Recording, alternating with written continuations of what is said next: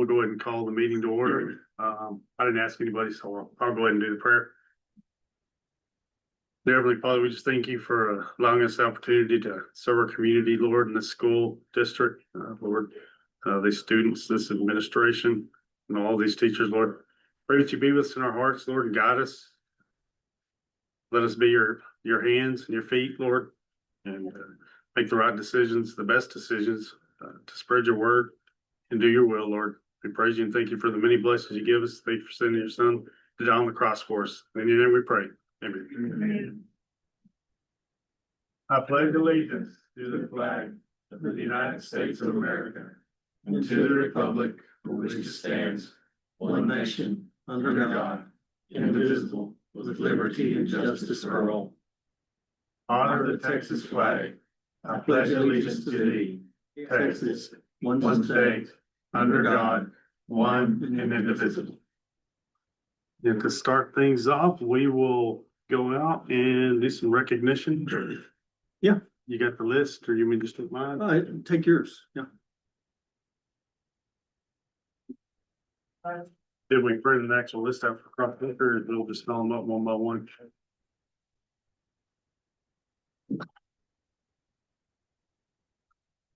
6:40.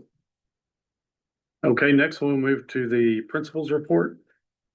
Okay, before I do that, if just a comment about the order of worship for tonight. This is a kind of an awkward arrangement, and it's because there's attorneys in charge and they're nowhere near us. Some of them are in San Antonio and some of them are in Amarillo. Here's why. The piece of the agenda that has to do with the amendments to the Solar Nova fields.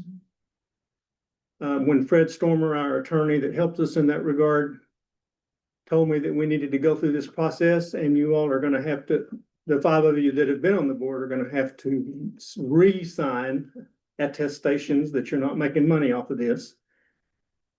I asked Fred, I said, do we need to take care of that business before we swear in the 2 new board members? And he said, yeah, that's going to be better. So you 2 are spared from that. And then on the bond election, those attorneys said we have to address the bond election stuff before we address the swearing in, the recognition of the new board members. So those pieces of business will happen with the 5 of you that have been sitting when we get down to that. And then when we deal with the special election to fill the 2 open seats, then we'll go through the process of swearing in Roy and BJ. Okay. So on the screen, you can see Jamie is down at the gymnasium running the clock. John Blacker is still convalescing from his hip surgery. And also Keith, as some of you know, is down there cooking burgers and serving in the concession stand. So we'll see if we can do this without them. We're currently at 187 on total enrollment. You can see the list of activities that have gone on recently. 4th graders went to South Plains. The band was in marching contests and got ratings of 2 straight across the board. You just took a picture with Colt and Jace. Carrie Miller made the comment to me last week. She said, I haven't done the research deeply, but I can't imagine that there's another kid in the nation that's been on that stage 3 times in a row. Unbelievable. She made Colt look better, and she definitely made Griff look better. Cross country, we had a very nice representation there. It's unbelievable to me that kids run cross country because they get up at 5:30 or 6 in the morning, run in the heat. Not fun. And then most of them will work out in something after school. Red Ribbon Week, we had it, and the elementary teachers, I can assure you, are very thankful that Halloween is behind them. Staff development on Monday the 3rd, we didn't have school, but we had a professional day of learning, and I'll speak to that in a few minutes. Ms. Harrison organized a financial aid meeting with seniors and parents to help prepare for the next year in higher education or wherever they think they want to go to school. And then students were taking, last week, were taking interim assessments in the language arts and the mathematics. Tomorrow we have a Veterans Day program starting at 10 a.m. in the auditorium. I sat in on the practice for that this afternoon. And then there's a reception in the Learning Center after that. We got a busy week this week. 4 ball games in the gym right now. 2 girls basketball games tomorrow. I know we got something going Wednesday. I don't know what it is. Playoff football on Thursday in Knox City. Basketball here Friday. Basketball here Saturday, and basketball in Spur Saturday. So for those of you that have junior high and high school students, just bring a cot. You may as well live up here. That's all of Mr. Humphrey's report. Can I just jump into mine? Yes, sir. For BJ and Roy's benefit, part of the bad news of having to deal with me is you have to listen to my blather from time to time. The good news part of that is I'm certified to be a board trainer. So when you listen to this stuff from me, I can help get you some board training credit. So, and I made this comment during the professional development day, and one of the teachers laughed out loud at me. When I'm doing yoga in the morning, that's when she laughed. And I used to run and I used to lift weights, but then I got old and my feet hurt, and I got old and I don't have more muscles. So my wife said, you need to do yoga. So I do yoga now. So when I'm doing yoga, I'm always focusing on something that I think is relevant to my life and my work. And in this case, it's ours. The Franklin Covey Group, it sprang from the work of Stephen Covey. Some of you may have studied him over the years. 7 Habits of Highly Successful People is how he got rich. And then his son took over after he passed. And they do a lot of work on helping people be the best servant leaders they know how to be. And so this last week, this was the area I was focused on, is some of their work and thinking about how I can do better from the starting point on the left side of each of those things, that understanding, and then trying to push myself, my habits, my behavior toward the right side of each of those pieces. And so I thought it might be meaningful to us as a team of 8 now, finally. We've been a team of 6 for a good while, to think about how we can make decisions that serve our kids. And as I tell the teachers and staff all the time, we got to look 20 years down the road. We have to look 20 years down the road. And the things are changing so fast now. I got in a conversation the other day. It's tricky business to even try to decide what to teach them. I mean, picking a profession, I don't know how to advise. The main thing, to me, the most important thing we can do is teach them how to be good learners so they can relearn stuff and adapt as the world shifts out from under their feet. But enough of my sermon. Let me go to something else here.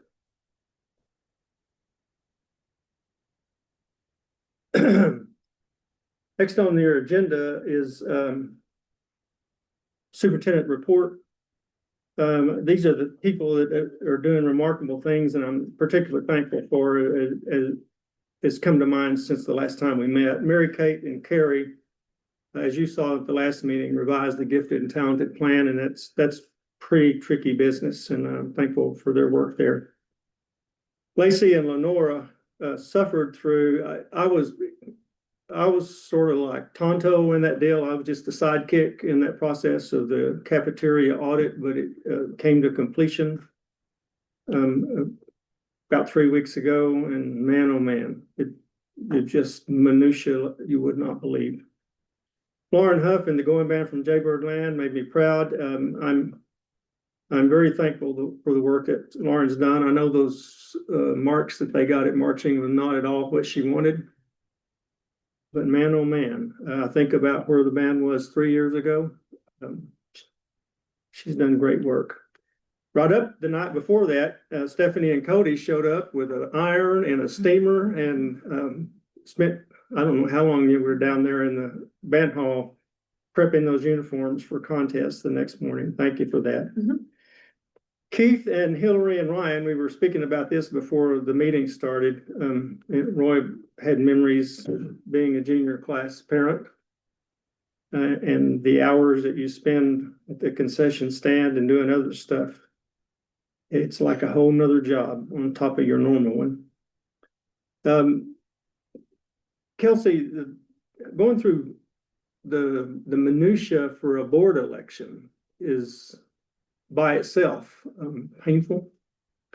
But then when you stack a bond election with a board election, and we're trying to serve two sets of attorneys in the process. She did a masterful job in trying to secure judges for 6 precincts and early voting and all that stuff. And on top of that, I mentioned to y'all last time, Snyder ISD asked us to monitor their ballot box because they got 27 voters in the Lake Allen Henry piece of our county. And Dr. Rao didn't want to have to pay for people to come over here and do that. So we carried that off for them as well. And I'm also, as I've mentioned to them and I've mentioned to you all repeatedly, I'm so thankful for people that are willing to run for the school board. It's more often than not thankless work, but I so appreciate your service. We did not have any feedback for BJ and Roy's benefit. One of the things the legislature did for us in the spring was require us to have a feedback portal on our website so people could give us input if they wanted to in an easy, convenient way. And so far, we haven't had anybody say anything to us through that. Part of our contract with Region 17 is that we get 6 hours of instructional support. So on that day that we had last week, Professional Development Day, the morning hours, we had Allison Thomas from the Region Center leading our instructional team in differentiated instructional strategies. And then Wednesday of this week, Julie Rogers from there will be coming and spending the morning visiting our classrooms and providing feedback to teachers. Drug testing was clean again, yahoo. The attorney, David Backus, gave me permission to post the cafeteria director job internal only. And we have 2 candidates for that. And I and Lacey and Lenora will conduct interviews with those folks tomorrow afternoon. So my intention is to name that replacement by the end of the week. So whomever it is will have a window of time to overlap with Lenora, get their feet under them. Whomever gets that job, it's going to create another gap in our team. So I'll immediately have to post another position to fill for that vacancy. The bond measure, transportation bond, I scheduled 3 information sessions and I had a sum total of 2 people that showed up. So I didn't know, I wanted to believe it was a good signal and evidently it was. And so I'm thankful. The UIL every 2 years goes through a realignment process, and this is the year we go through realignment. And so the last day of October every time is when they say, send us your high school enrollment class by class by class. And then that's how they accumulate all those high school numbers from 1A through 6A. And then depending on who at the UIL you talk to, it's either an exact science or an occult art, but they end up with 6 classifications in February, usually the first week of February. And they tell us, we're pretty sure we're going to be class A because we're as small as it comes. We turned in a total of 58. The coaches think that's going to put us in 1A. I think it's a fool's game to guess. Division 1. Division 1, yeah, they think, but we'll see. Maybe, maybe not. No way to control it. I've told you in more than one session that Senate Bill 12 passed the legislature in the spring, and they require us to put our grievance process online now. It's always been in your policy manual. And when I was a principal here, I think I dealt with one grievance. When I went to Austin, I dealt with grievances about a month, but now it's all has to be online, fairly easily accessible. So Keith and I have been wrestling about the best way to do that. And now it's there online. One of the requirements was that once we did it, I was supposed to report to TEA the web link to find it. I could not find who to send it to at the TEA. And finally, I picked the one that seemed the most sensible. And I emailed them and they said, if you have a complaint against TEA, then you need to do this and this and this and this. And I said, no. I need to know where to report it to. And so they said, oh, well, in that case, you wait till next year because it'll be part of your PEEM submission. So there. This is not on your sheets, but just a heads up now, the boys start football playoff run on Thursday. And if we stay healthy, then I think there's a likelihood that we'll play for a good while, still another month or more. Jamie and I were looking at calendar today and making contingency plans about what ifs, because it could very well, I'm going to ask you for a calendar adjustment later in the agenda, but it could very well, depending on how the playoffs go, we may need to modifying the school calendar again in order to allow students and parents and teachers to attend playoff game later on in December. Got questions for me on any of that stuff? Okay. You just said you only had 2 visitors, probably because we recorded, they're probably watching it on TV, so they already knew what you were gonna tell them, so that makes you feel any better. Well, I will say this, I mean, it was 2 visitors in different sessions, and both of them came in and I said, you here for it? And both of them said, I'm here to support you. That was, and then we just shot the bull. But I'm thankful. I mean, I know there's people in the county that voted against it, and I understand, but I'm thankful for the support they showed. And I met with the Commissioner's Court this morning too, and I told them, I don't know how you voted. I'm glad you voted, but I did thank them for not torpedoing the bond, because if they wanted to torpedo it, they certainly could have. But I didn't hear any open hostility toward it. I think people just went and voted their conscience, which is what needs to happen. On that enrollment snapshot, do they give you a heads up on the date? Oh, yeah, Okay. yeah. It's not just like. You say it's always October 30th? It's always the last Friday in October. And then the actual realignment comes out usually the first Tuesday in February. And then they give schools a window of time to either appeal or oddly, some schools opt to play up. You can't opt to play down a classification, but some schools,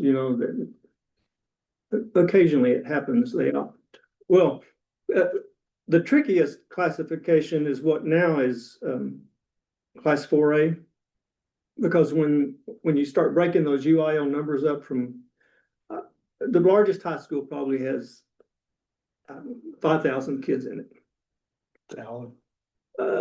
Well, historically, it's been Judson, Conroe, down that North Houston area. They've let their high schools get pretty big. I'm not sure why, but then it's all the way down to us. I mean, big enrollments of 30 to 50, or the smallest ones usually. But occasionally in that 4A region, what often happens is you end up with a place like Pecos in a district with Breckenridge, and it takes 5 hours to get from one to the other. And sometimes it's just the school will say, we'll play in 5A in order to just stay out near El Paso and not drive. And so that's all their business. Other questions? Andy? Oh, okay. Thank you, Mr. Coulter. Next, public comments. Nothing. Nobody signed up? Okay. Next, we will move to public hearing on amendment number 2 to agreement for a limitation on appraised value between the District of Texas Level 1 LLC, Texas Comptroller Application Number 1403 pursuant of Chapter 313 of the Texas Tax Code. You know why I said all that, right? Because you're lawyer. Roll. Because the lawyer said, put that in, yeah. So, You're on much public on that either. right. Evidently, no one wants to make a public at Commissioner's Court this morning, we had some public comments. We were at it for about 45 minutes. Okay, you can move to the next one, Cody, if you want to. Next one, we'll move to public hearing on amendment number 2 to agreement for limitation on appraised value between the District of Texas Solar Nova 2 LLC, Texas Comptroller Application Number 1404 pursuant to Chapter 313 of the Texas Tax Code. Nothing there. Okay. We can duly say. Now, here's why Roy and BJ can't play just yet. So the 5 of you that were here last time, each of you signed one of these things that promised on a stack of Bibles that you were not making money off of this stuff here. So I have mine. And according to Fred, you got to sign one for each of those 2 amendments. So Cody, you have both of those. And Stephanie, both of them, if you all will sign those now. Cody Stanland, Lindsay Chisholm, Andy Vargas. So if you're not making money on any of this transactions on these solar fields, and you check that top box, and then down at the bottom, date it, sign it, and let us know what your school board members are. If you're an officer, you can put your officer title there if you want to.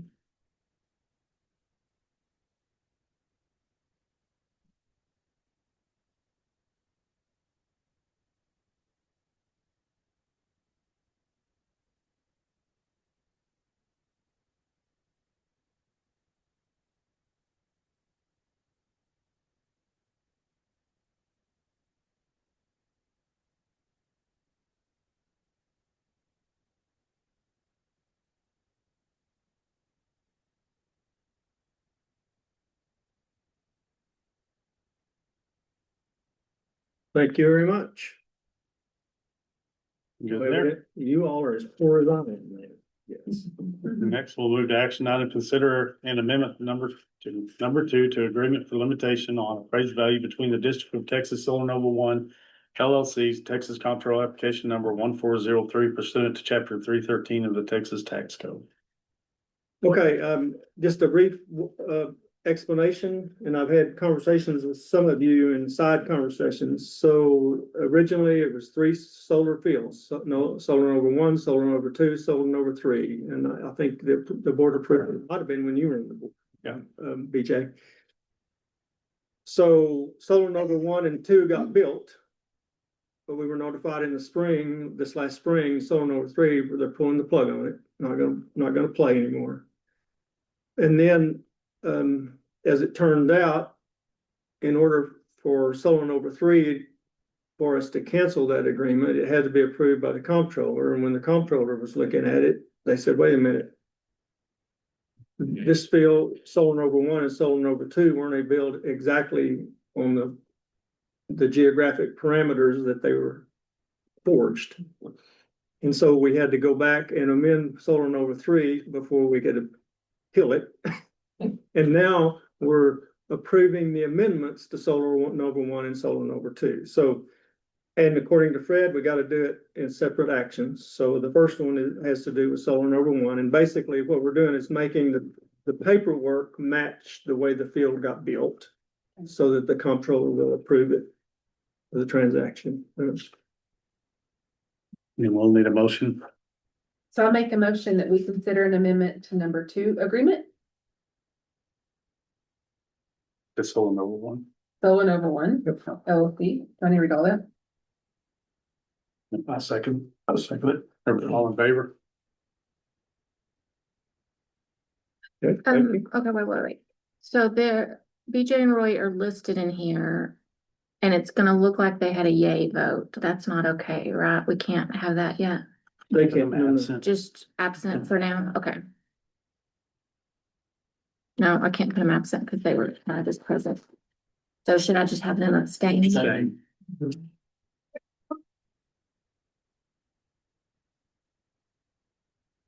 I didn't think about that wrinkle when I had, Kelsey add you to the list, yeah. Next, we'll move to action item, consider an amendment, number 2 to agreement for limitation on appraised value between the District of Texas Solar Nova 2 LLC, Texas Comptroller application number 1404 pursuant to chapter 313 of the Texas Tax Code. So we'll need a motion to approve that one as well. I'll make the motion to, consider amendment number 2. For the agreement for limitation on the appraised value for Texas Solar Nova 2. I'll second it. Andy seconds, all in favor? Okay, Cody and McKenzie, Solar Nova 1. Where the little sticky tab is, sign, Cody signs, Kenzie attests. I'm here.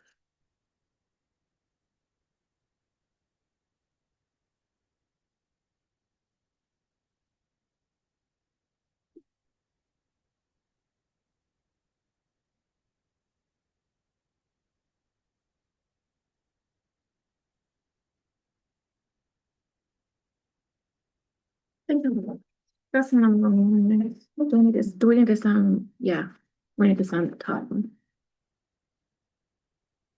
So need to sign there, right here, but.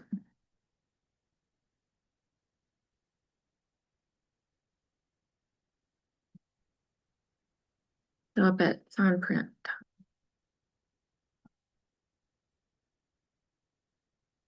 That make you feel better? This chair got the worst chair again. Mixed down.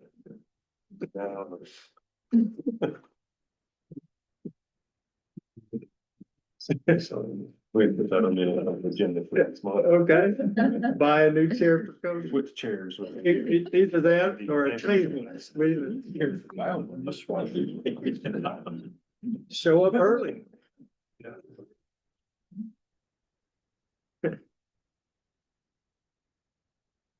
It's not because it's me and hamburgers, it's got, I love chicken. Thank you. Good, Kenzie. Mhm. Okay, next we'll move to action item, canvass the returns and verify results of the bond election. Okay, and this is the last item that BJ and Roy cannot play on. I have, the tally sheets from each of the precincts. I'll send them around the table this way. You can look at them or not look at them. It's up to you. I'll send them one at a time.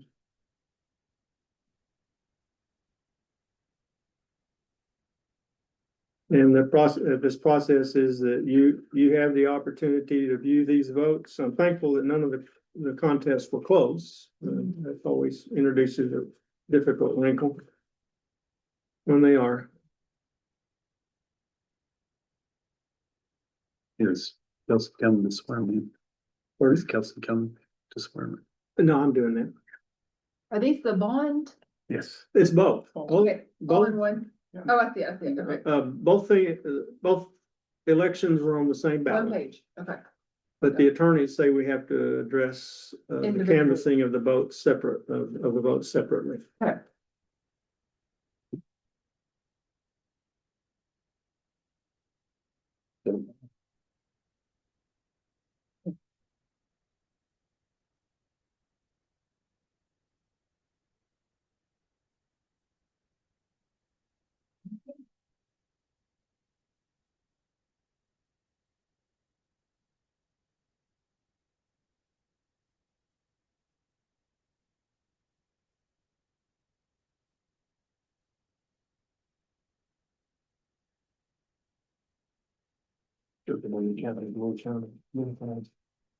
Yeah, be surprised. They're I've done a lot of them sitting down at the other building down there, and Mhm, often found the mistake. mhm.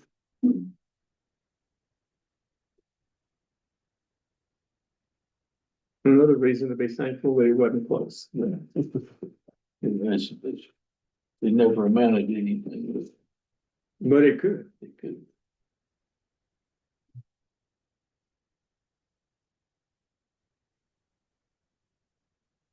It's those mail-in ballots that get confusing. It comes from right out west of town. Chicago.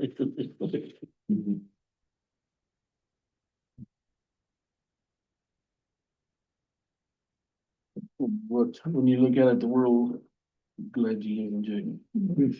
Mhm. Indeed.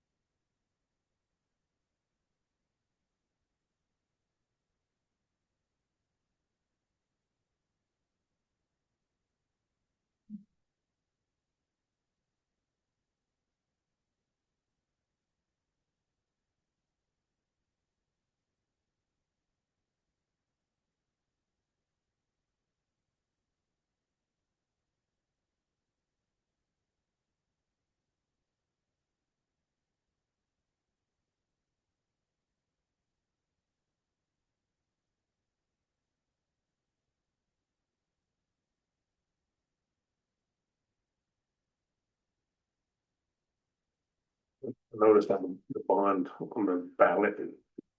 Your taxes will be a taxes increase was in bold, capitalized. letters. By law. Yeah. By law. You know, and even though I mentioned that none of those bond information sessions were attended, but I was prepared to start each one of those with, it's not in my nature to lie to you, Mhm. but But the law is gonna require me to lie to you.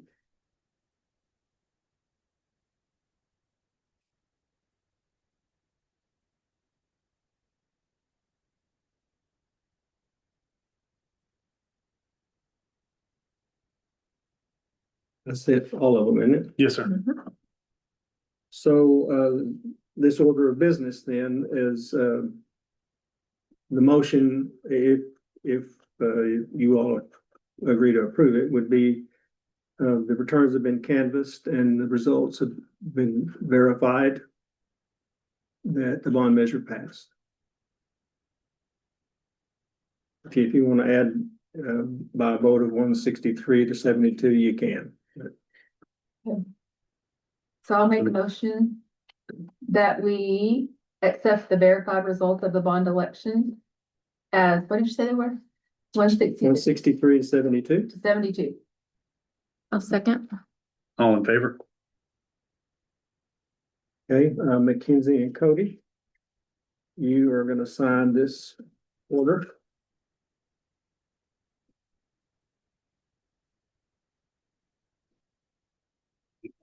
Sure. Yeah, that was dead, dude. I'd use BJ's. Oh, that's good.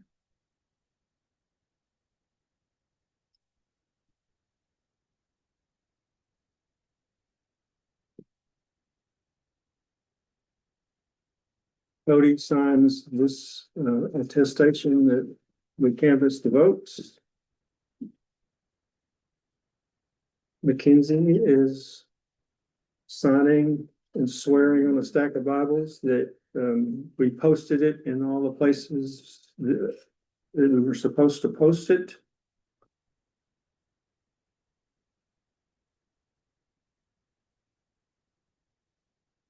Mackenzie signs this certificate.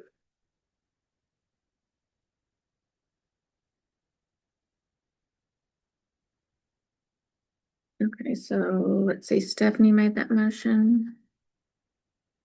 Yes. You seconded it. Mhm.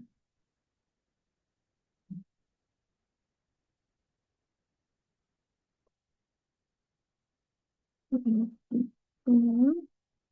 Yeah.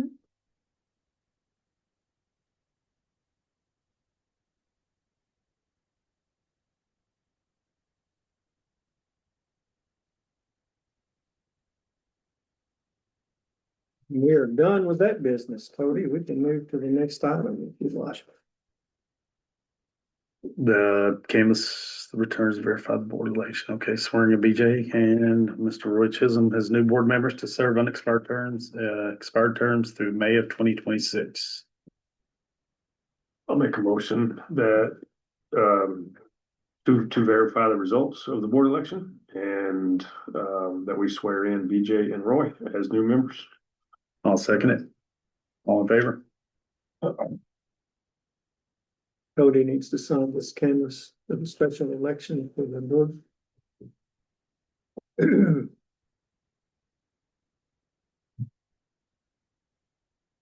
Now, BJ and Roy, I'm gonna read the oath and you can raise your right hand, and if you agree, you can say I do, and then I'll let you sign these.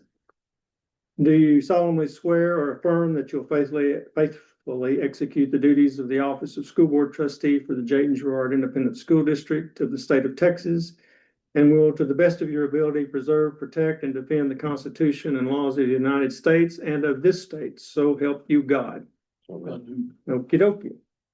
We'll sign those. The pen, the one pen. Works.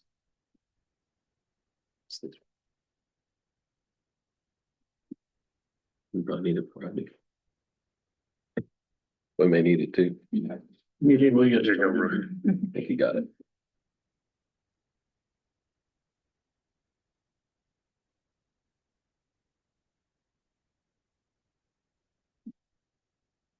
Thank you very much.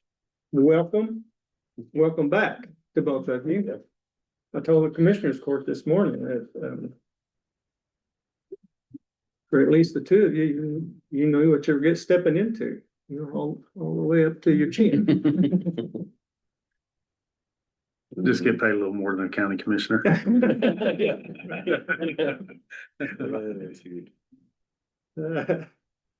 Okay, next action item, reorganization of the board, now that the new members are sworn in. That'd be up to you guys, whatever you wanna do. I'm good to leave it as is. Sorry, unless y'all wanna reorganize. I'm good at that. Kenzie's figured it out, how to be secretary. Yeah, I think we may or may not do election in May. I think we just leave it like this for now and Is that a motion? I'll make a motion that we leave the structure of the board the way it is. Ladies. I'll second it. Keep the slate of officers. All in favor? Jody. Okay. Andy seconds it. Next, action item, consider authorization construction of the state championship commemoration display as recommended. I put this in your board packet, but I'll flash it up on the screen again for you.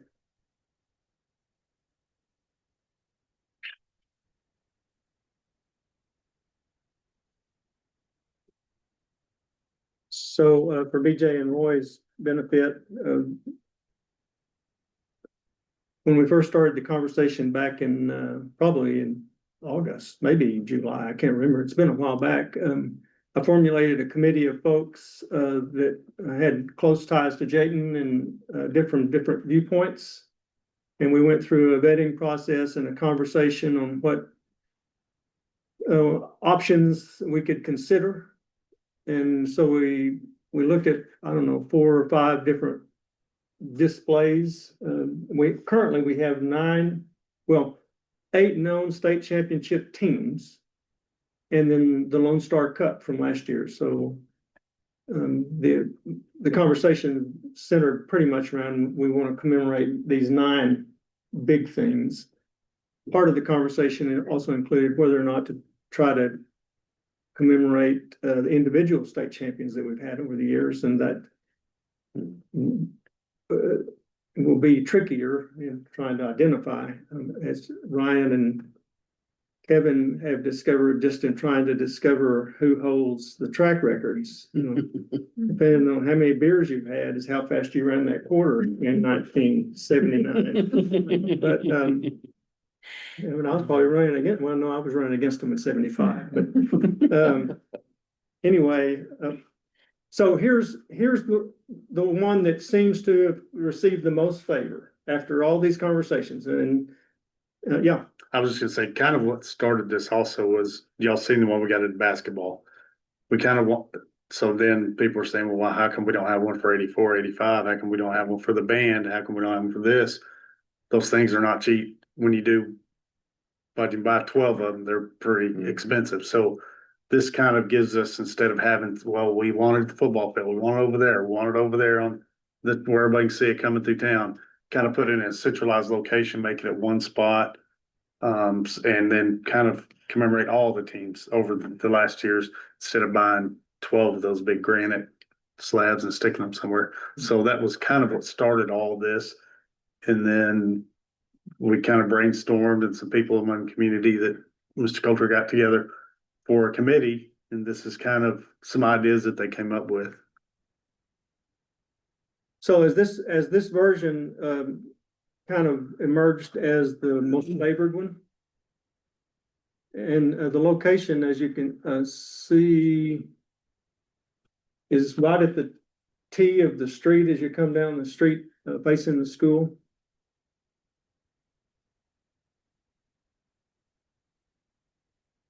And that's not the most recent version.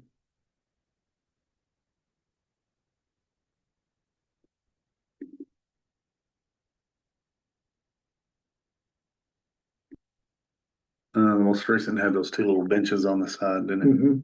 Yeah.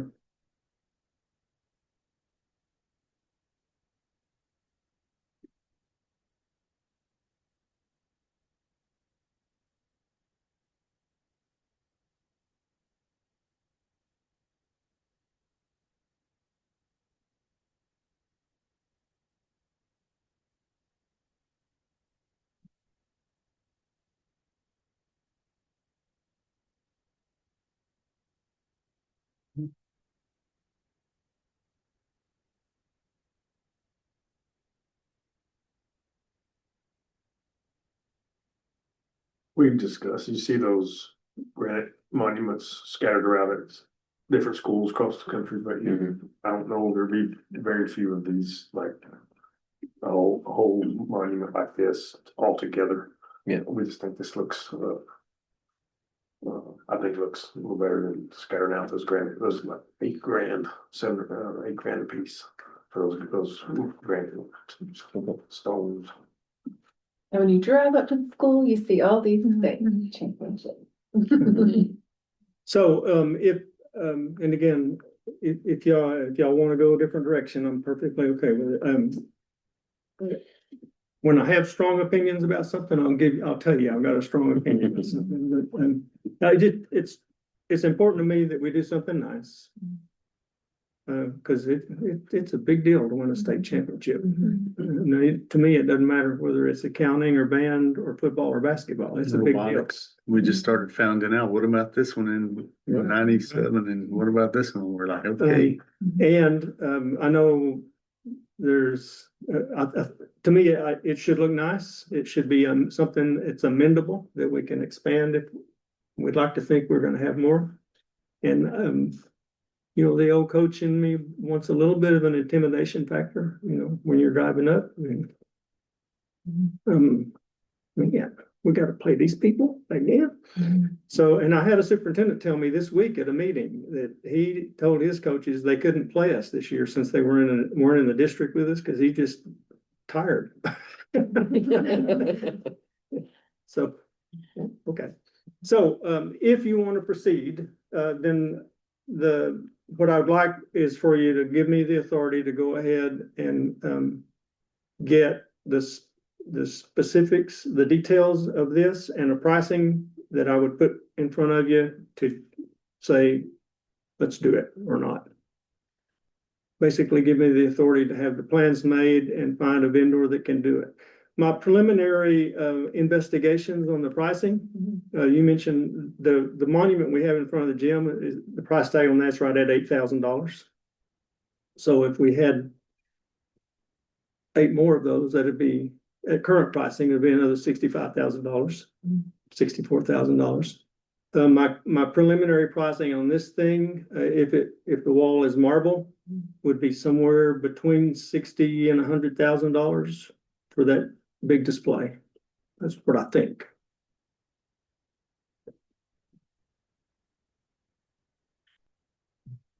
What do you think? You're looking at me.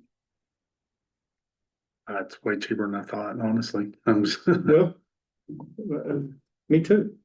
Me too.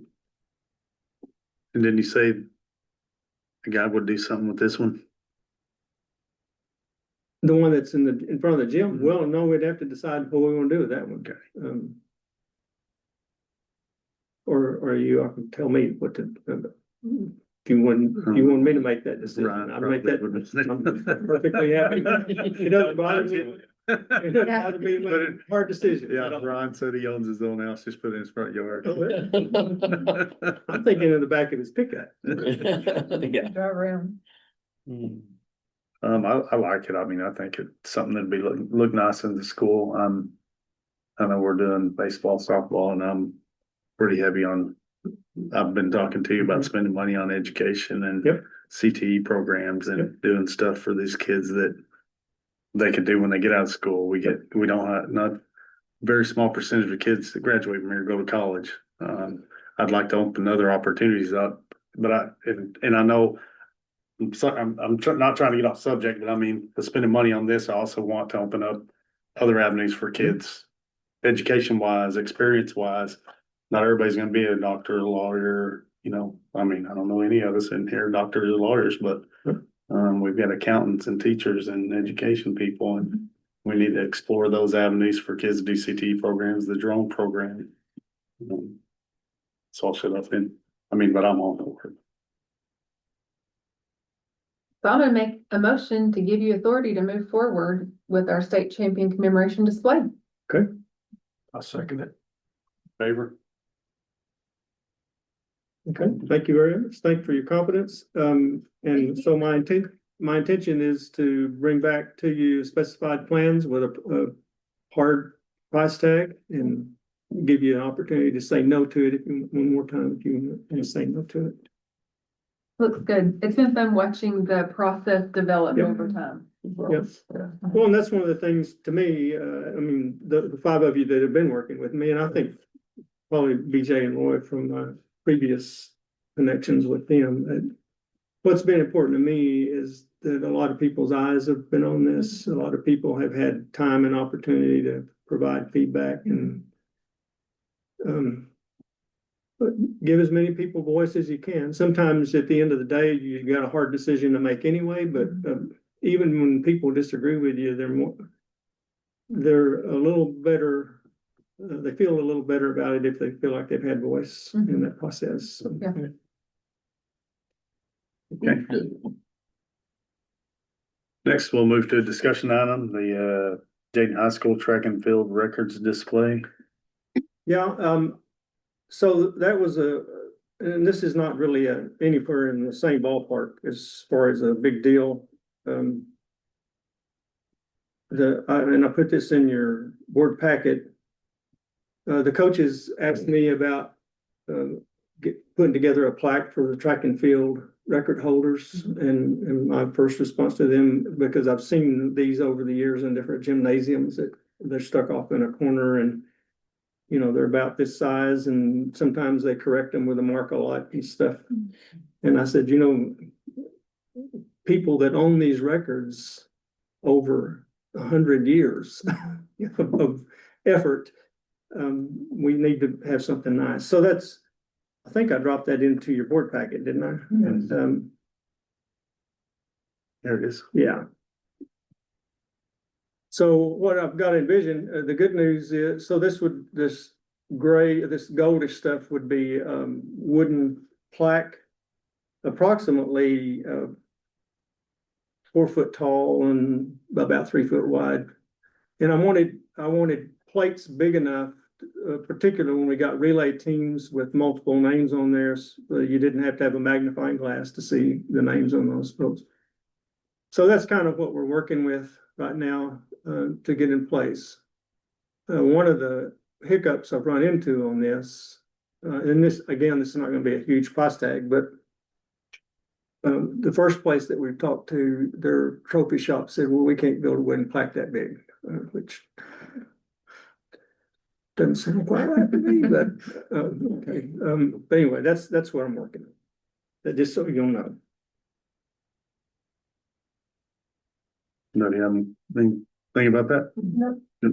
That'll be good. On the records, are these at any track meet during the season, or is this at the state meet, or is that? Any track meet in which there was, and that's one of the tricky pieces. I made the joke earlier about, you know, drinking enough beer and remembering how fast you were in 1979. So as particularly Ryan, he's done most of the work on trying to collect these records. And he tells me we're down to 3 that he's not quite sure about just yet. But another complication, it's any track meet in which there's recorded evidence of the results. So if it was a triangular meet somewhere or another, and you know, it wasn't recorded in the newspaper or something, no. But another piece though, I don't know if you thought about it. I'm old enough, Roy's old enough to remember when you ran the track, it was in yards, not meters. And so they have to convert the ones that ran. Originally, they thought Griff was the 400-meter record holder, but when they adjusted Harold Dean's 440 yards to meters, oddly enough, it ended up in a dead tie. I would not have been surprised for a shot put to be a tie, or for a pole vault to be a tie. I would not have expected the 400 meters to be a tie down to the 100th of a second. It is. I think they're gonna have to race. Yeah. Yeah, I wanna see Cody run the 3,200. I will pay. I watched him do it at the state track meet his senior Against year. Jace. I was I will there. see you run against Jace. I was there. I was sitting next to Phil when that was going I on. did it one time. You're retired. Run 2 miles in less than a lot of people can run one. So is this school records? School records. Okay. Yeah. I like it. Okay. Next, we'll move on to learning optimization for all. Is there action on that, or is No, there? that's just discussion. I see some mistakes on it before you order it. I mean, I do see so. Okay. I didn't know if that was if it's.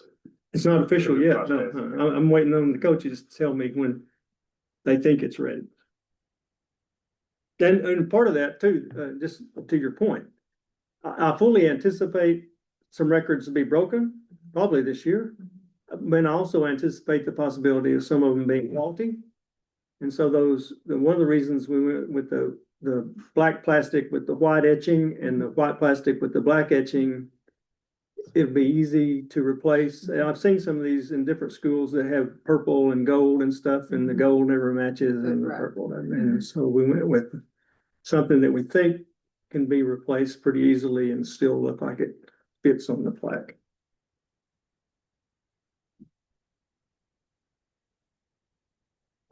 Okay, looks good.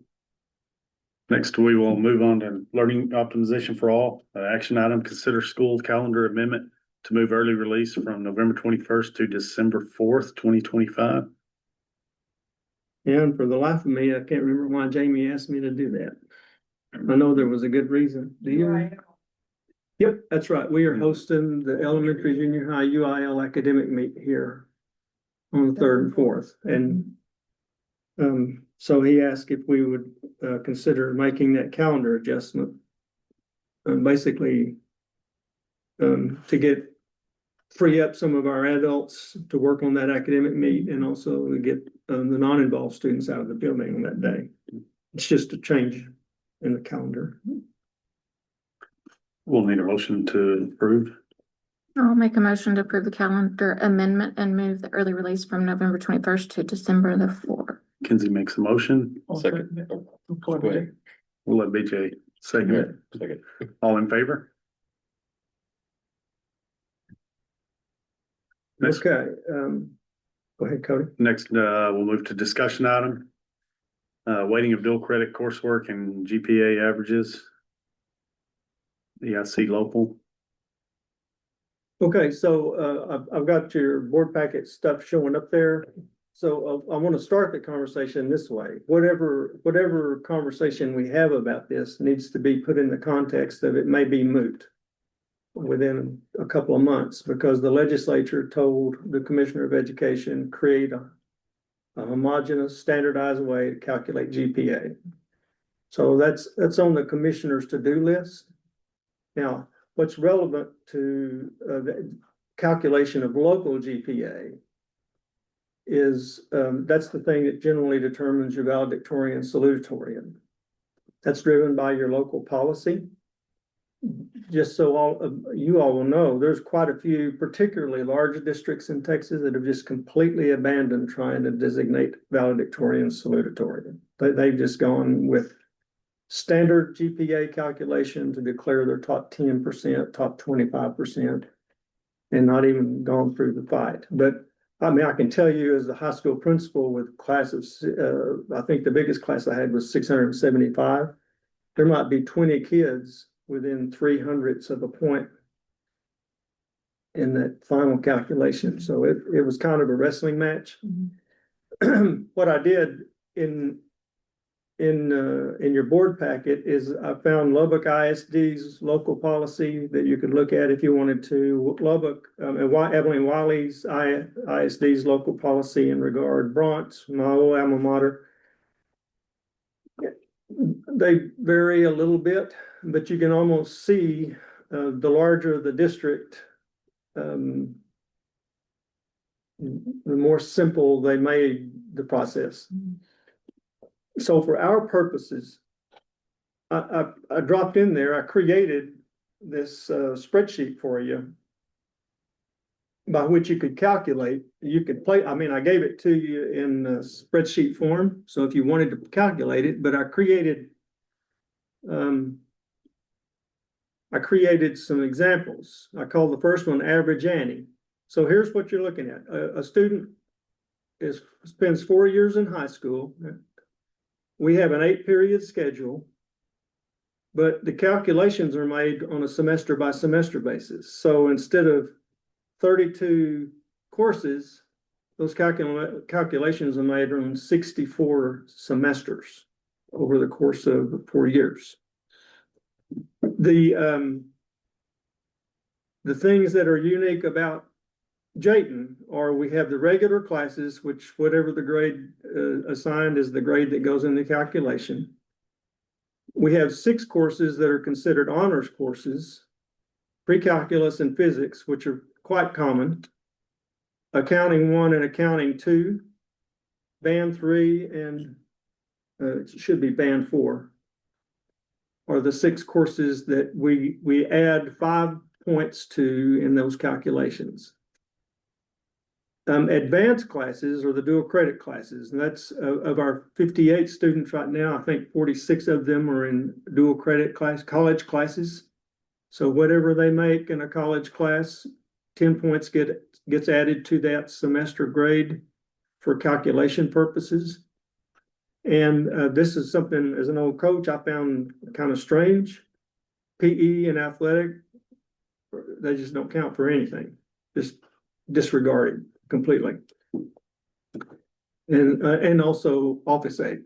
So if you had an office aid class, there's no grade, no, it doesn't figure in the calculations whatsoever. One of the reasons I've created this thing for you to mess with, if you wanted to, is to show you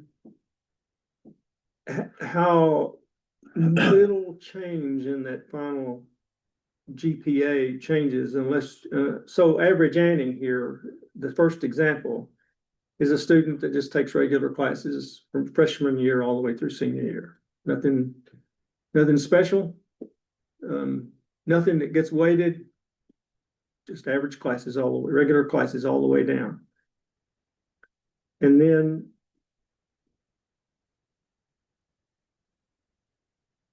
the next example I put in there was Special Sammy, who has a modified curriculum, special needs child, or maybe non-English speaker or something like that, where there's a -5 attached to their grade because the class is not the same class everybody else is taking. I mean, they may be in the same classroom, but their curriculum is modified to them. You won't find that in any of those other school districts that I showed you examples of. But at the end of the day, I mean, the calculations. So Special Sammy, his regular GPA would have been an 80.57. And with those reductions in the few courses that had modified curriculum, it dropped it just a couple of points. The part you're saying we won't find elsewhere is the -5 for modified, okay, Right. I know what you're thinking, don't I? probably, As an old diagnostician? probably. Well, as a young diagnostician that no longer practices as a diagnostician, yeah, I know what you're thinking. And then there's Honorable Henry, who takes mostly regular classes, but occasionally takes one of those honors courses for which we add an extra 5 points to the grade. And so as you see, Honorable Henry's progression, he takes a few of those courses that of the 6 courses that we have available that would gain the 5 extra points, but really doesn't take any of those college classes. And so here's the unadjusted GPA, 93.46. And because of those courses, and he took about 1 per semester and maybe a couple of semesters junior and senior year, it bumped that average up about a point total. And then there is overachiever Olivia, who is going all guns blazing. And we have a few of those that start taking those college classes early.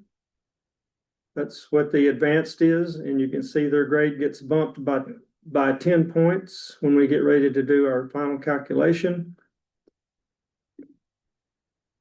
And then take maybe physics or band 4, band 3 here their junior year, and on top of the college classes. And so with all those advanced classes, from the unadjusted GPA of 94.43, it bumped them to a 98. I suspect, and the reason that this is a discussion item tonight rather than an action item, is I suspect that the conversation would hover around which classes that we're calling honors classes and which classes we're not calling honors classes. As we think about that, if depending on what the commissioner does, I mean, that's the big question mark, because if the commissioner does what the legislature said and comes up with a standardized way to calculate GPA, then it's out of our hands. But what over the next few months we need to be thinking about is if we want to stick with those 6 classes that we designate as honors classes. One of the nuances I came across as I've been pondering this is, as I told you earlier, athletics is just completely disregarded. When I look at my career and my life and my personal educational experience, some of the most powerful life lessons I've learned have either been as an athlete competing, or as a team member of an athletic team, or as a coach of an athletic team. So why that's just dismissed, and I don't know when that decision was made or not, but that probably needs to be part of the conversation as we go on. Darla, because I asked her specifically about this morning. So we on those 4 examples I gave you, there were 64 semesters of grades there.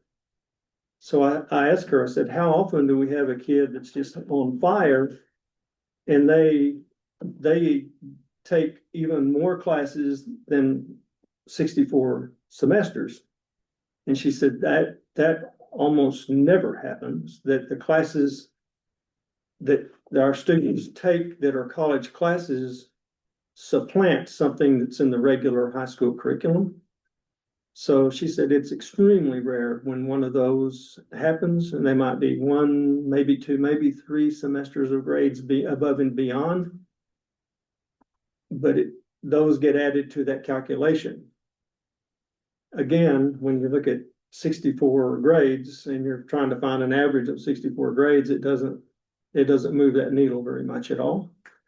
And then another nuance that came on my radar screen during conversations about all this, getting ready to have this conversation with you, is PE is one of those classes that's just disregarded. Well, what if a student takes a kinesiology class, a college kinesiology class, in place of a PE class? Well, kinesiology is not the same thing as doing push-ups and sit-ups. I mean, it's an academic course, is what it is. And we would need to, I think, differentiate and specify specifically academic courses would be used in the calculation. A lot of people think of kinesiology as PE, but kinesiology is a science as much as it is a physical practice.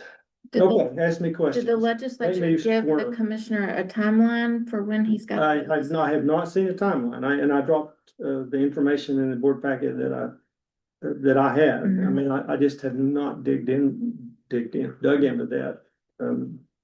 It really hadn't been on my radar screen until this conversation surfaced.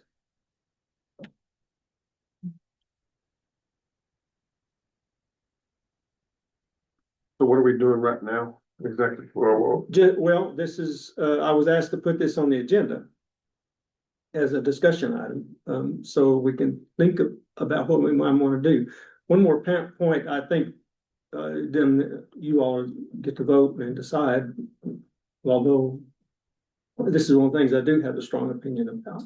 If we were going to make a change, and really the change would be this either change the weighting for local purposes or change the classes that are weighted for local purposes. But I would push back on you mightily if we were trying to make the change for the current graduating class. I mean, whatever we're thinking about, I think should probably at the very least be for class of 27, not class of 26, because those students are halfway through their senior year under this configuration. Maybe even the next year. It's a lot to change the But rules that out plan for is- somebody. Yeah, Correct. a 4-year plan. Yeah. Some of them have. And I dropped that in there as a true Excel spreadsheet, so you can play with it if you want to. If you want me to send it to you by email, I'll be glad to do that, so you can experiment with it a little bit if you want to inform future conversations about it. And I fully expect that as I think about it and have conversations with other people, I mentioned that issue between PE and kinesiology. There's probably other nuances, rattlesnakes there that, I don't know if that's a good metaphor or not, but that I haven't thought of or hadn't been brought to my attention. Just what I've seen here, I think there's a lot of money tied to valedictorian and salutatorian There are, for college. I could be a kid that just cruises by, taking the basics, doing enough just to make it, to be a salutatorian and get the scholarship funds. I can see this drive a different behavior, maybe, into looking into dual credit and a kid may challenge themselves a little more. Cause now I've got to challenge myself if I'm gonna get in that valedictorian or salutatorian position to either do extra dual credit or the more challenging classes. right. I would been here 8 years and I just don't see a lot of percentage of kids going to college. Not, that's for everybody. But I think if we challenge them a little more, get them, push them a little further ahead. When you go to college and you got 60 hours, you're already up, well, I'm already halfway in. I might as well do the next 2 or 3 years and get it done. Cause that's something that I've experienced, always having a degree, working in the oil field or doing this or doing that. People are worried about layoffs. They don't have a degree. That's all they know. Well, I Right. could go Right. teach school or coach or do whatever. I always had something to fall back on. Not a lot of people, and I'm just, that would be good for kids to have. So I think it would be more of a challenge. And maybe I'm thinking about it wrong. There are things about this that feel a little off to me. But I don't think we change it for the juniors and seniors. And then I think no one is making decisions again about their class choices until April-ish probably. And so would the few months between now and April maybe give us some time to chew on it and wait to see what the commissioner does to see whether there's something we need to do. And if the commissioner doesn't do something, I do kind of think maybe some of that needs to be addressed before we have kids registering for classes for next year. We're under no mandate to change it. The commissioner No, is under mandate to come up with a uniform. Right. Right. Okay, so that just caused us to look at our. Yeah. current. And I hadn't really thought about it, and I remember I worked in a district at one point in which as we were approaching graduation, it looked like a kid that was a special needs, had been in a bunch of special needs classes, was gonna be either the valedictorian or the salutatorian. And I remember that causing a little bit of heartburn. Because they had modified curriculum, and so that sort of makes sense of making that adjustment. Is it possible the commissioner's gonna say, just let every district decide what they wanna do? Kind of like what they did with I the, don't know, I just wrote on this thing, for myself to do a little homework on that, to dig into that bill. And then also, sometimes when you're digging in, you can also kind of find some of the law firms will provide to you the intent of the bill, right? Or sometimes the bills don't turn out to be what was intended by the legislator, and unintended consequences kind of thing. So I'm gonna do some homework on that before we come back and have more conversation about it, because I think that would be helpful. I'm trying to dodge your question. no, I just, My guess is other school boards have had to have this conversation. And as Cody mentioned, the state puts money into the education of valedictorians and salutatorians. I mean, the state ponies up a little money through the universities or community colleges. So my guess is that a bunch of other school boards have had this kind of conversation, and it's created a little bit of heartburn. In which, how many times have we seen, well, let's just make a law or rule, fix it for everybody. So that's probably what's going on. The commissioner has been told to make a rule to fix it for everybody, which we'll see. They're tired of getting emails and voicemails. Well, yeah, Legislature. and in relation to what you were saying too, Cody, in relation to CTE, since Commissioner Morath, he used to be the school board president in Dallas ISD. And but since when he came in, and he's been there longer than most of them have served in the commissioner's role. But right off the bat, he started pushing heavily toward college, career, and military readiness. CCMR is what's known. And they've actually, the legislature in the last several sessions, probably the last 10 years, have gone so far as to put some money, some teeth into that. College, career, and military readiness in the interest of workforce development. So that the average Annie in my example, the school gets funded at X amount of dollars for those regular classes. But Honorable Henry, or whatever who I called him, if he's taking 4 years in a CTE pathway, let me think of an example. Well, the one we offer here obviously is ag. We used to offer FCCLA, home economics, but that would have been a CTE. But students that are in that vein, that CTE vein, are weighted heavier than regular students. So the district gets more money for those.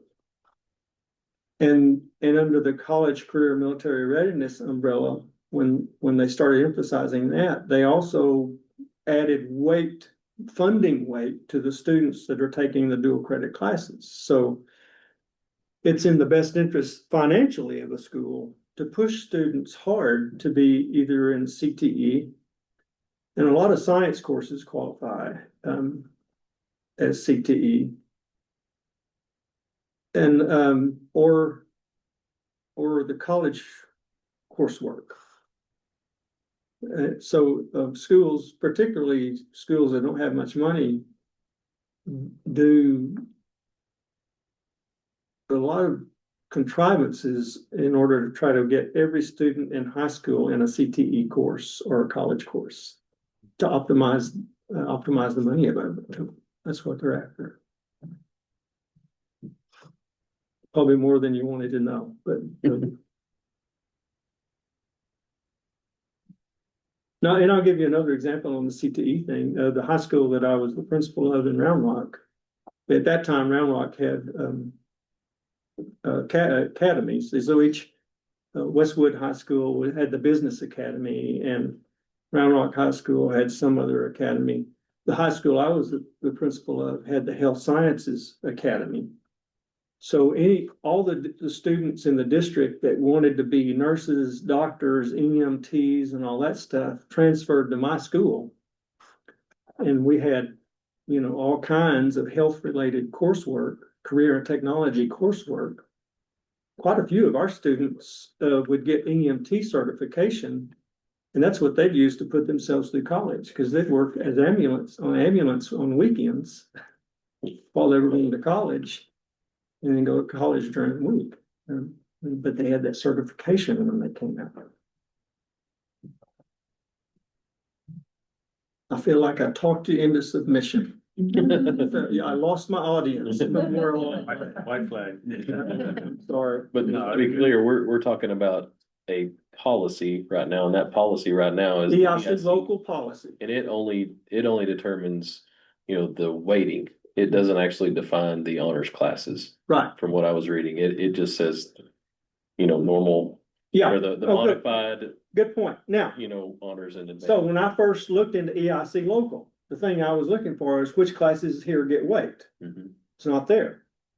And it's not in those other school districts either. Mhm. It's in the student handbook. And so one of the things that Nelson did is mark on my calendar. I mean, and I don't know if I'll be here next summer when you all are looking at student handbooks or not, but if I were the person here looking at student handbooks next summer, we would be having that conversation before this handbook got finalized and say, are these the classes that you want to add weight to? Assuming we would still have that authority. Yeah, good point. Thanks for bringing that up. Probably put that on your calendar. Do what? Just for name, I say, I think you put it on your calendar. All right, is everybody good with that? Yeah. We'll do some more homework on it. Yep. Next, we'll move to a discussion item, private school partnerships as allowed by law. Yeah, I mentioned this to you the last time we met, and I've had conversations with two more superintendents. Johnny Tubb brought this onto the radar screen of Lacey and I about a month ago, about a month ago, I guess. That the law allows public schools to partner with private schools. All this is kind of in the interest of school choice. So they're trying to make it easier for people to have school choice. So what's happening is public schools are partnering with private schools, and then public school gets to claim those students on their ADA. The people that are playing the game are trying to find private schools that are only pre-K through second grade, because they don't want to be responsible for testing those students. And so, and now believe it or not, the legislature sort of changed horses in midstream on the early childhood piece. And it reduced the amount of financial incentive for public schools for the pre-K and down. So I've been asking a lot of questions of these superintendents that have been playing the game. If you're a poor school and you can get your ADA up, then you get more state funding. If you're a wealthy school and you can get your ADA up, your recapture goes down. Either way, you got more money in the bank, whichever side of that nickel you're on. The questions that I've been asking are mostly about how much work and what are the risks. If I'm assuming responsibility for a group of kindergarten through second graders in El Paso, what are the risks? What I'm learning about that is that the agreement is a memorandum of understanding forged between the private school and the public school. That's how much money you split. Now, when it was introduced to us, the assistant superintendent at Fort Davis is sort of serving as a broker for schools that are looking for those partners. So, for instance, if we partnered with, let's say, Beaumont Christian School, K through 2, and we gained 100 students, and our agreement was we split 50-50 the money. They keep 50% of it, we keep 50% of it. If Fort Davis brokered that partnership, then they get 6% off the top. So it's kind of a revenue stream for Fort Davis ISD too. The most knowledgeable person I've talked about, and in fact, he's the guy that taught me school finance at Texas Tech when I was working on my doctorate. He thinks it's an okay deal. He's not over the top exuberant about it. And so when I asked him outright, I said, what are the risks? And he said, well, Nelson, you're old enough to remember in 1992 when the state decided to do Robin Hood. And I said, yep, I was in Jayton when it happened. And he said, and then they changed it a couple of years because they saw there was a lot of money moving around, but it wasn't going to Austin. And he said that you've been around for each iteration since. And I said, I have. And he said, and every time it's driven by them looking at watching that money move and thinking, wait a minute, that really needs to be coming to Austin. And he said, so I think it looks like a pretty good deal right now, but I think when they see a bunch of money moving around, they're going to try to figure out a way to get it in Austin. So I'm not through doing homework on it.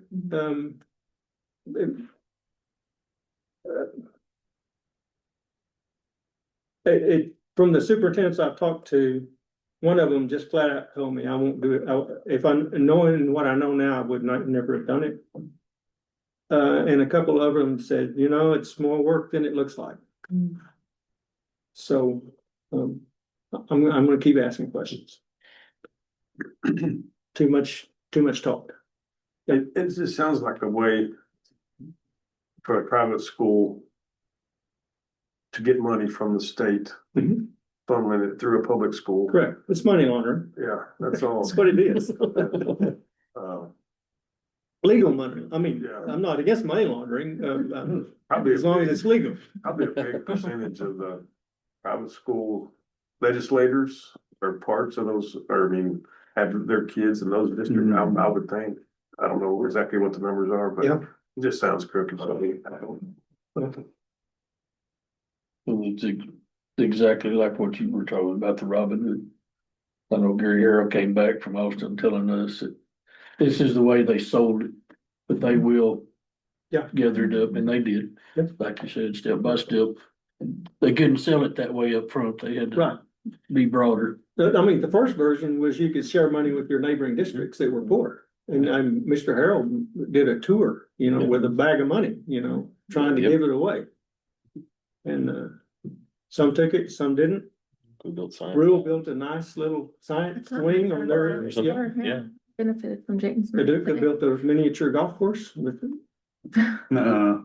They did. Wow. But I didn't have a problem with it. I'd rather help my neighbor, something I can see. Yeah. Yeah. Than The send it ones to that- Austin, and you Something never kids see could anything possibly enjoy. come from it. Just a black hole in it. Yep. So I guess we'll do more homework on that. More homework. Next, we'll move to discussion item Texas Connections Academy Partnership Conversation. Yeah, Texas Connections Academy, and Kinsey has some familiarity with this group. When Texas, the legislature, a number of years ago, probably 20, I don't know. Been a long time, they've allowed schools to create charter wings of their own school to serve students outside their district, and some of them or they call them full service schools, so it's like a K-12 school. For instance, Roscoe has about 18,000 students that don't live in Roscoe.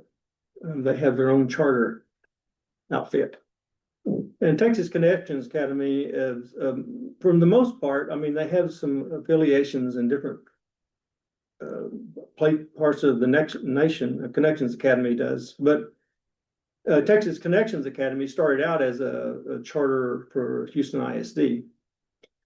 But it came on my radar screen about a month ago that there are some partnership options that emerged as a result of the legislatures this spring opening the field a little bit on school choice stuff. So one of the executives of Texas Connections Academy reached out to me recently and asked if she could visit with me about the possibility of partnerships, partnering with them. So I'm gonna, I think it's week after next, I think. She's coming here to visit with me, so I'll have more to report to you in December, see what she's saying. And it's like the other thing, if I think it's a good deal and then the risk or the benefits far outweigh the risk, then well, we can take a serious look at it. That's all I got, Cody. Okay, next we'll move to effective and efficient learning operations. An action item consent items, the minutes of October 13th, 2025 board meeting and the financial reports. I guess everybody have time to look over those. I don't, BJ and Roy probably hasn't. Y'all didn't do consent agenda when you were on the board?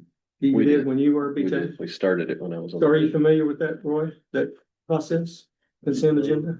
It's what people do is they bundle stuff that's sort of redundant and mundane kinds of action items and pile them into just one action item. Good. So what I've told the rest of the board, and I'll tell the two of you tonight too, if there's anything there ever that you want to talk about, then just let Cody know at the beginning of the meeting, I would like to pull financial reports out of the consent agenda and we'll talk about it. Because I'm not trying to hide anything. And if you've looked at the financial statement, what I do is go through there and take a look at anything and I think you might have a question about, and I'll put a little note in there about I want you to know what your money's being spent on, but I'm perfectly happy to talk to you at any time about how we're spending it. What we're spending. And this one basically had the minutes from last meeting, the finances and the permanent school fund are all in there. We'll need a motion to approve the consent items, or if did anybody have anything on those if you looked over them? So we'll need a motion to approve the consent items. I'll make the motion. Andy makes a motion, I'll second it. Cody Stanline seconds, and all in favor?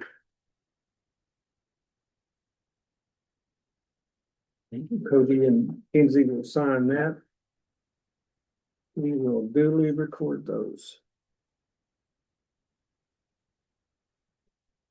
Next, we'll move to action item, consider nominating Judy White and party to be named for Kent County Appraisal District seats assigned to Jayton Gerard ISD. Yes, so Roy will be very familiar with this. The county, Kent County Appraisal District is the one that, it's basically the governing monitoring board, if you will, that oversees, the county appraiser in that process. That governing board has 2 seats designated on it for representatives of the school district. It's been the practice of the school to just assign 2 of the school board members to that role. And I've been reluctant to do that in the interest of protecting your time. You're already dedicating a lot of time and heartburn into this process, and it's 4 more meetings meals that you'd miss with your family. So I've been looking for, and it can be anybody that's a registered voter in the county. But obviously it needs to be someone that would advocate on our behalf in those meetings. So I've been looking for people, and I've gotten several no's when I'm asking folks, but Judy White gave me a yes. And then after the conversation I had with Cody last week, he and I talk about the board agenda before it gets posted. And Cody recommended that I ask Marilyn Bennett if she's willing to serve. And I asked her, but I had to post the agenda before I got a response from her. Right. So she's the party to be named. Okay. So Judy White and Marilyn Bennett have both,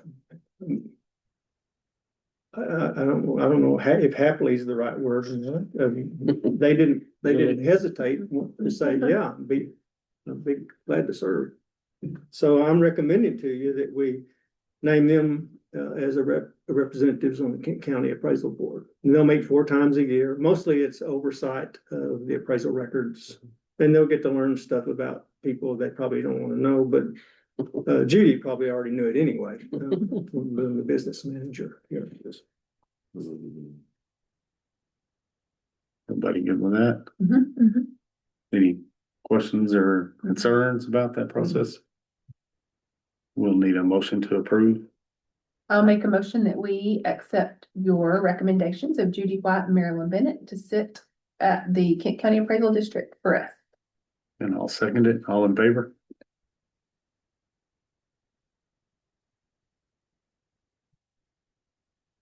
Next, we'll move to action item, consider the guaranteed maximum price amendment AIA form A133-2019 Exhibit A to the construction manager with Farr and Company for the 2025 softball baseball complex project, and the amount is presented, and authorize the superintendent to finalize and execute the amendment on the district's behalf. So as when I provided an update to you all last week, whenever I sent that thing to you, I told you I was putting this on here as a placeholder, just in case they got information to me that you could act on. I've talked to Stephen Drewell this afternoon, our architect, and they do not have that information ready for me to present to you, so we can either just take no action on it at all, or that's my recommendation, just not to act on it at all. Okay. I will tell you what I've learned from him, though, and this has probably been beneficial to Roy and BJ. My apologies to all of you for making this meeting longer than I'm talking too much, but one, the civil engineer was on vacation for a week last week, but they met on Thursday or Friday of last week, and they also met with the Turquette, which is the people that they think is going to do the turf part of those fields. What they're trying to do is find the ways that they can bring the cost down. So when you all brought me on in March, I mean, it was clear that you wanted to try to build those things. And, but it was also clear that there was some heartburn in the county about the cost. And so, all along, I've been communicating regularly with you all and the Commissioners Court about how can we build these fields, but how can we do it in a cost that we can live with. So what Stephen told me this afternoon is they continue to have conversations about the pieces, for instance, the changing of the way the bleachers are or something to try to pull the cost down a little bit. When they get, he called it, they're in design development stage right now, which is more specific than the big schematic design. And he said the next piece will be to move to construction documents. But what's coming our way is that design development pictures, plans that they will use to build the construction documents, which will show where the plugs are gonna be in the wall and where the commodes are gonna run and how the plumbing is gonna run, so that the subcontractor for plumbing will have a reasonable way to put an estimate out there to try to get the job. So that's where we are. I told Stephen at one point today, I said, this does not make me happy. And he went, "Oh, well, I know, I understand." And I said, I really would like to be able to show our board something. And he said, I can get you some designs, something to look at by the end of the week. And I said, that would be great. So Lacey was here when I met with the leadership team meeting the other day, and I said the same thing to Commissioner's Court. I'll say it to you all. Do not resuscitate me. If I stroke out or have a heart attack, do not touch me. I'm serious, but it may be this that does it. So do we consider this motion withdrawn? It's not a motion. It's just action. You don't have to take action. No action taken. You can know You just play dead on it. Or, I mean, you could say Cancel. table it till someone could move to table it, but there's really nothing to table. You can just take no action on it. And that's the way you can report it, no action taken. Superintendent had heart problems, no action taken. Put in those minutes, do not resuscitate. My kids are grown, my grandkids are mostly grown, and they'll all be better off financially if I'm gone, so. I'm okay with It's not gonna let. me We'll move do it on to the that way. next. So do we need to do something, Kenzie? I think we're gonna have to do something. Can we make a motion? to table? Can we just abstain? You can table, you can move to table it. Yeah, we'll table it to the next meeting. When I was secretary Think for we- 9 years, that you could put down what you wanted to. Yeah. It's paper. Here, let Roy have his computer. Make it happen, Roy, make it happen. Okay, I think I think I said that accidentally about do not resuscitate, but I know it's on the World Wide Web now. It is. It is. It's on record. So everybody knows. But living with a house full of nurses, unless they see the signed document, you will be resuscitated. About getting Threatened the my DNR, whole life. He said he was DNR gonna get a tattooed tattoo. across my. No touchy. Better have your signature. Did you get it? Yeah. Or those nurses will not pay you any money. Next, we'll move on to discussion on acquisition negotiations regarding properties at 602 Washington Avenue and 771 Jones Street. Yeah, 771 Jones Street, is the one, the little greenhouse over here. And, I saw an email from Amy over the weekend. I think she has now sent, they had some kind of problem, but I think she now has sent the last document needed to the abstract office in Snyder, so that we're getting, I fully expect this week for the, sign off on that purchase of that property, that little greenhouse that Turney used to live in, right over here. Across from the gymnasium. And 801. Oh, wait a minute, 602 Washington is the little yellow burned out house. And Timothy Snyder actually texted me on Sunday. And said the train's moving down the track on getting the warranty deed for us for that. I mean, we're agreed in principle, we're agreed in price. What we need is the legal paperwork for us to gain that property. So those two pieces of property are moving along. Next one, Next one, discussion on consider house replacement plans at 801 Claremont. Yeah, I put in their board packet, the two versions that Mike Heineman and Jennifer Hyman created to fit exactly on the current footings. Bradley Harris has until December 31st to move the house that's there off.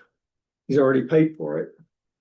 And I haven't communicated with him in the last week, but, my impressions are that, the guy that came with him that day was the house mover. So I don't think it's an issue of him having, and they're good friends, so I don't think it's an issue of him having trouble getting the house. I'm sure it's just a matter of putting the puzzle pieces in place. So I sent you those two house plans. For a discussion item, if you want to. If you lean toward one or the other, then what I can do is have Mike and Jennifer put the details to it and a price tag to it for you to consider at the next meeting. Or if you think, let's look at something different, now's the time to tell me, let's think of something different. If you want to build from the ground up rather than do ready built, I'm open to whatever, how you want to proceed. Well, one was 3.2 and one was 4.2. They're the same square foot. Same square foot. I wouldn't think there'd be a huge price difference. I wouldn't think so. I wouldn't think I so. think a 4.2 would probably, that's me. I think a 4.2, Mhm. considering they're the same square foot, but if it's $100,000 difference, then I would probably question Yeah. their math. Yeah. But I'm thinking 4.2. That's where I would lean to four. Well, and as I put in my email too, one of the things was 2-car garage versus 1-car garage. And if we go with 2-car garage, I think well, one, it'll change the footing stuff Yeah. for sure. And then we've got that big mulberry tree right there closest to the swimming pool that I think we're just, I would go back with just the one and fit right, like we had talked, just go right back in place where it was at, but with a 4.2, same square footage, same footing. That's my opinion. I see a lot of nodding with 4.2. So what I'll do is bring to you, so the way we'll do that, I'll ask them for tight specifications, because we can't just give them the work. Tight specifications on a house related to the plans that you've seen, and a price tag. And then we'll have to go into open marketplace and say, we're shopping for a house, a ready-built house with fit these plans specifically. And then we'll take bids, and then by law, we go with the bidder we think's most advantageous to us. Doesn't necessarily have to be the cheapest one. Okay, I mean, I think it would be good to see the 3.2 price, just to make sure that what Cody was saying, if it's Got significantly it. more expensive, just based on the, 2 walls. yeah, it's like, well, might change the plan, but I agree, four bedrooms is better. okay. You got it. Does it have to be, I wouldn't think it would have to be ready built if they could fit it on that foundation to appear and be. Oh, I didn't think about that. Just these are the square footage and this is your measurements on your footing, outside footers. This is what you can run. It's interesting. Yeah, I hadn't Don't thought mess about up pier the and tree. beam on the. Yeah, footing. you can't. I mean, we might be able to, If you can build a house there. draw a few more bids in that way. Okay.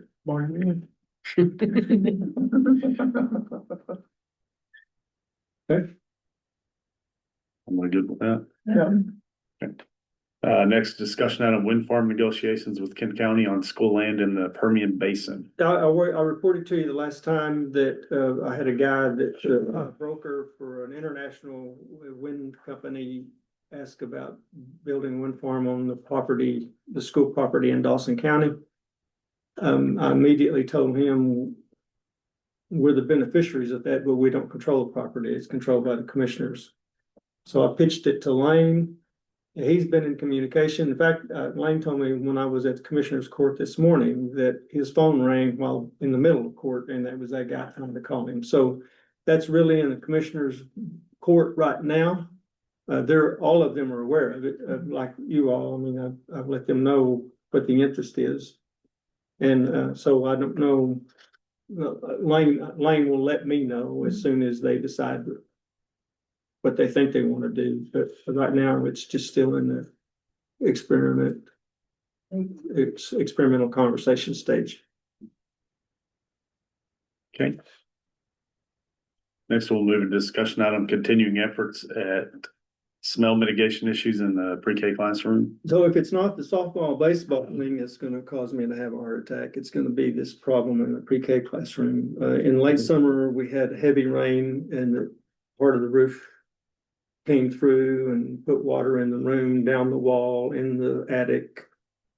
And we've been fighting smell all along. I finally authorized, the mold mitigation service to come in. They're coming in I think this week, to run tests. We've cleaned the ducts, we've cleaned the air conditioner. Andy replaced the west wall. And still, we're not there, but I just so you'll know, I'm working on it, trying to fix that problem. Not surprisingly, if the mold people say, yeah, you got a problem, then we gotta find a different place for pre-K to be. Cause it'll be like an asbestos abatement thing, or seal it off and start attacking, so. That's information on it. Next discussion item, swimming pool embellishments. Justin had asked me back, several months ago if we could put a big double swing gate on that, south fence there at the swimming pool so they could drag that tarp out. And he gets the football team to help him drag the tarp off the pool, and it's heavy. And I said, well, I'm fine with it. Andy got wind of that conversation and he wanted me to go over there the other day. And Andy Benavides, not Andy Vargas. The ugly Andy. Yes, I said that. He wanted to float some other possibilities. The patio on that pool stops about 12 feet, probably 15 feet short of that parking lot. And Andy would like to extend that patio surface up to that parking lot there across from the gym to the south. And he actually asked me to walk over and push on those wooden gazebo things. And they rock back and forth and creak. And he's concerned that high wind's gonna take them down someday. And so his proposal is that we extend the patio area back to the parking lot, remove those wooden gazebos and put a couple of those soft top covers like we have over the tennis court stands to the south there. And then maybe lengthwise north-south.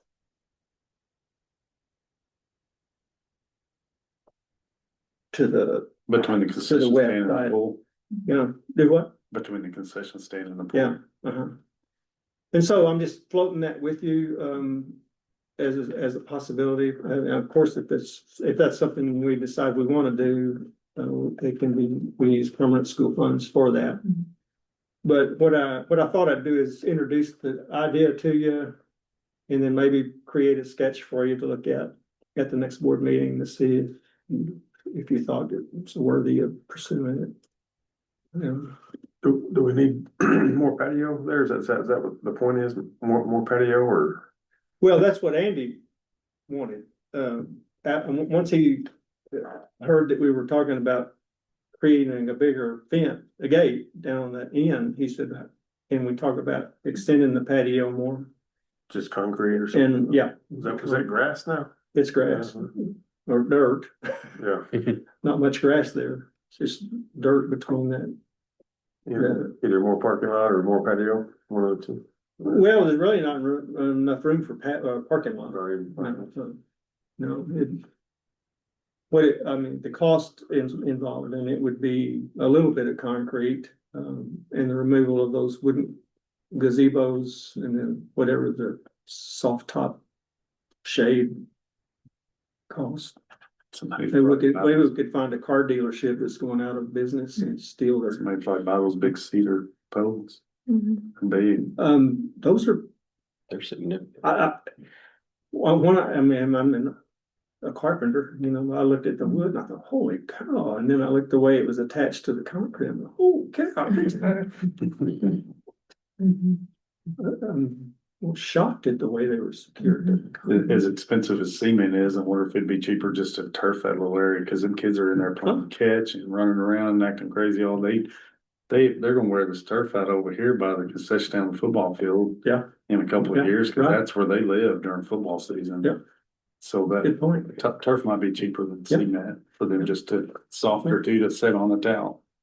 Is there a real need to extend it larger or? Well, just Andy a was change making, of shape? he was making the case, that it would be handy. Pull that tarp out so we can Well, I drive. know that they leave the tarp rolled up on the other side of the baby pool.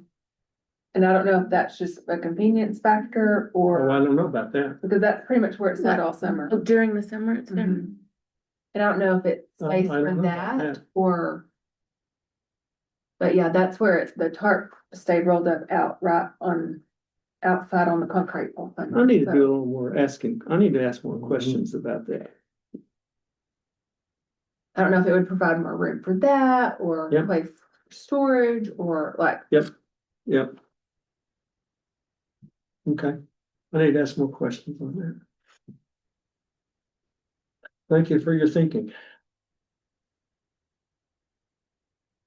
I guess, do we need to go to executive session for anything? Everybody good?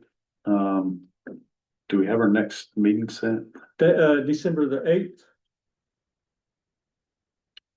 And, as I mentioned to you earlier, Jamie and I were looking at football playoff stuff.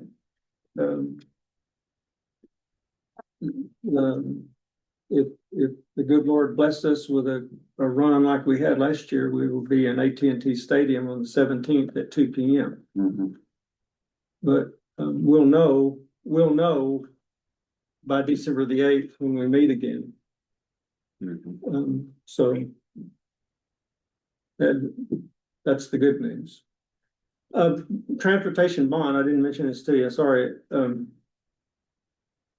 So the voters approved the 1.9 billion bond for transportation. I haven't talked to Vince Vial, the banker yet. He's probably waiting on the actions of this board and the canvassing and stuff before he initiates. And under normal circumstances, those bonds will go out, I think, in the marketplace probably in January. That would be my guess. That money won't start flowing until people start buying those bonds. Interestingly, one of the conversations that was had at Commissioner's Court is, not this today, but the last time, was that an interest in the Commissioner's Court buying the bonds, but then after we got to thinking about it, there may be a conflict of interest on that deal.